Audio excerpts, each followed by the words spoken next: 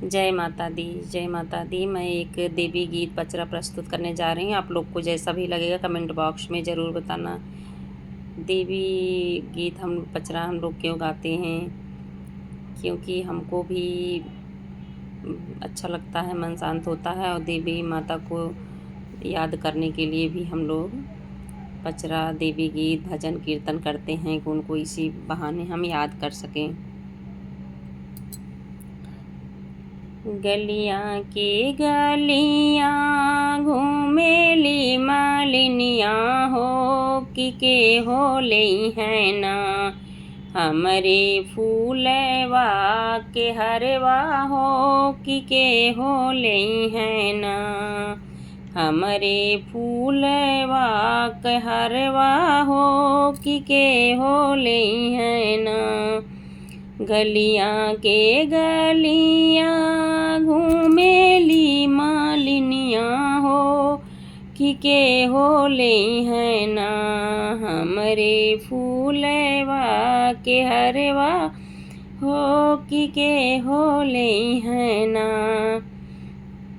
अपनी महालिया से निकली शीतला मैया हो कि हमाले बना, हो कि हमाले बना, तोहरे फूलवा के मलवा हो कि हमाले बना, तोहरे फूलवा के मलवा हो कि हमाले बना।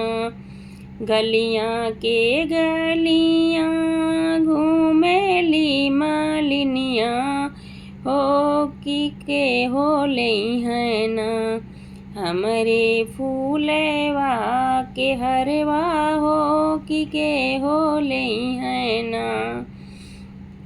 तू ताव जाई बसलू ऊँचे ऊँचे पहाड़वा हो के इसके ही दे है ना, हमरे हारवा के दमवा हो के हो दे है ना। तू तव जाई बसलू ऊँचे ऊँचे पहाड़वा हो के ही दे है ना, हमरे हारवा के दमवा मैया के हो दे है ना। गलिया के गलियाँ घूमेली मालिनियाँ हो के हो ले है ना, हमरे फूलवा के मलवा हो के हो ले है ना। जाऊने बलाकवा का दिहले हम अखिया हो कि वो ही ले है ना, हो कि वो ही दे है ना, तोरे हारवा कदमवा हो कि वो ही दे है ना।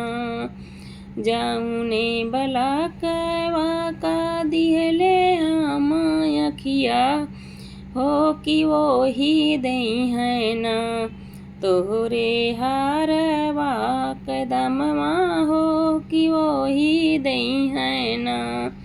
गलियाँ के गलियाँ घूमेली मालिनियाँ हो के हो ले है ना, हमरे फूलवा के हरवा हो के हो ले है ना। जय माता दी।